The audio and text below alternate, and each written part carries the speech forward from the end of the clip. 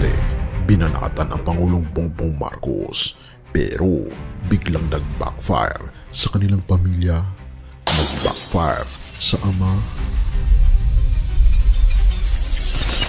Hindi yan. Hindi habulin. Kasi kung kinasuhan niya na yun sana kung talagang ano yan, totoo yung mga sinasabi niya.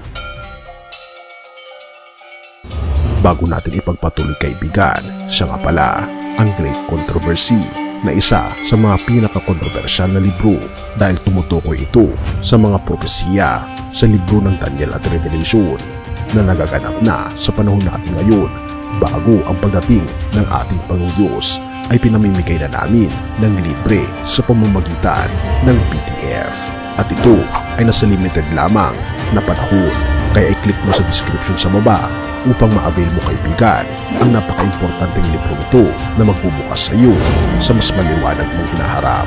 Purihin ang ating Panginoong Diyos at tayo magpatuloy.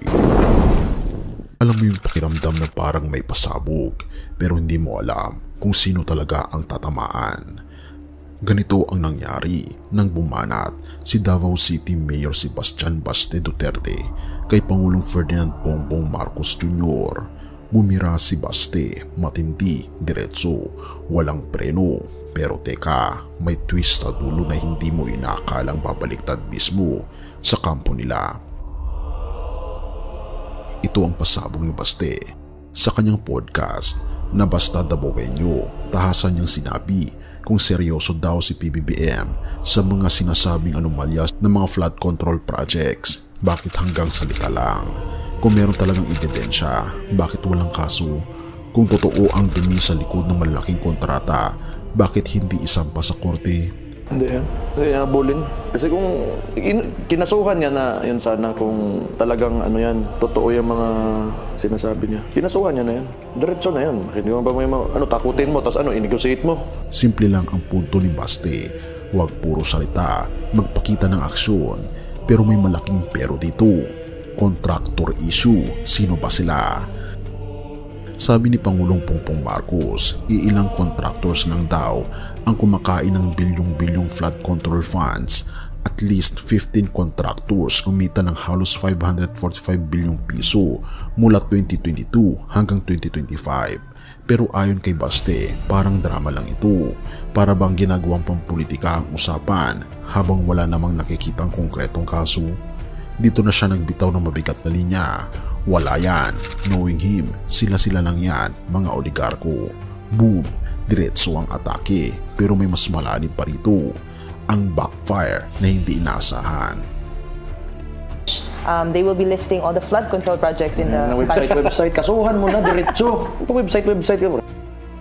Daming drama. Presidente naman daw si Marcos, kaya kung talagang may hawak itong ebidensya, ano para hini? Habang umaapoy ang mga banat ni Baste, biglang may lumabas na impormasyon online.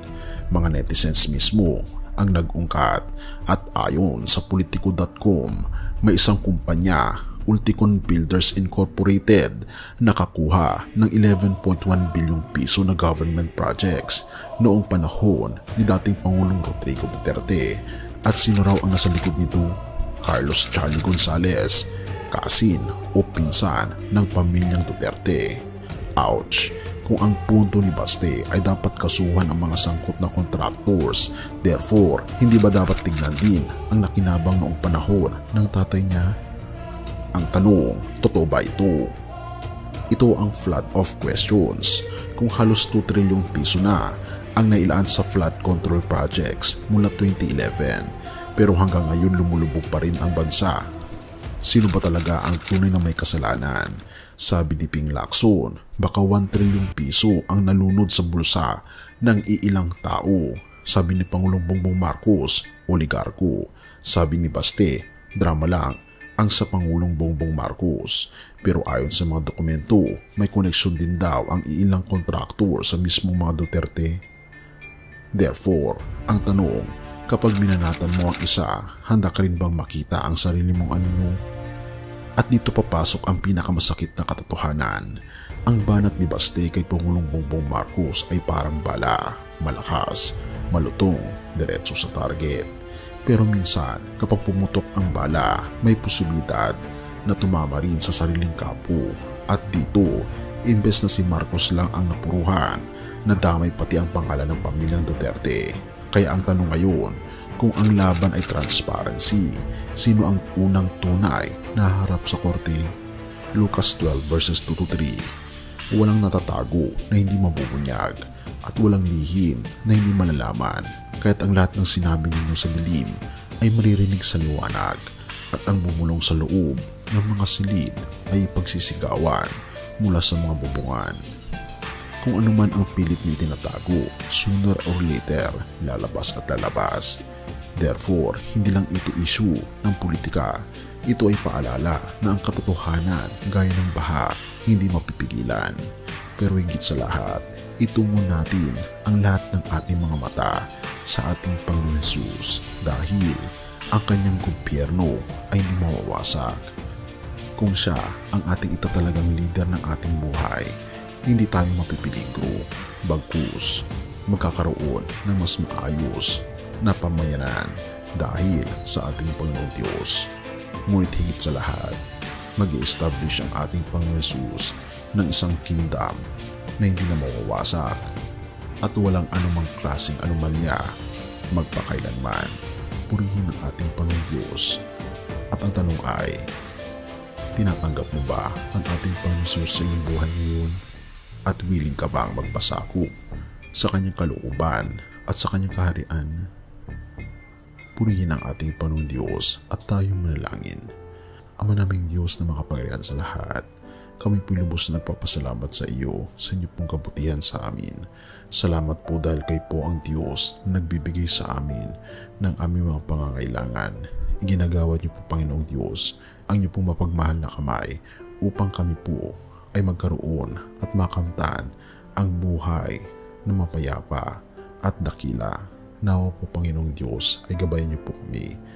Bigyan niyo po kami, o aming Panginoong Diyos, ng lakas ng loob upang sundin ang inyo pong mga kagustuhan. Salamat po, Panginoong Diyos, sa inyo pong pag-aaruga sa amin at pakaingatan po kami at patnubayan at patawarin po kami sa lahat ng aming mga pagkukulang at pagkakasala, sapagkat ito po ang aming samot hiling sa matamis na pangalan ng aming Panginoon Jesus. Amen. Bago natin ipagpatuloy, kaibigan, siya nga pala ang Great Controversy, na isa sa mga pinaka-kontrobersyal na libro dahil tumutukoy ito sa mga propesiya sa libro ng Daniel at Revelation na nagaganap na sa panahon natin ngayon. Bago ang pagdating ng ating Panginoong Diyos ay pinamimigay na namin ng libre sa pamamagitan ng PDF. At ito ay nasa limited lamang na panahon, kaya i-click mo sa description sa baba upang ma-avail mo, kaibigan, ang napaka-importanteng libro ito na magbubukas sa iyo sa mas maliwanag mong hinaharap. Purihin ang ating Panginoong Diyos at tayo magpatuloy.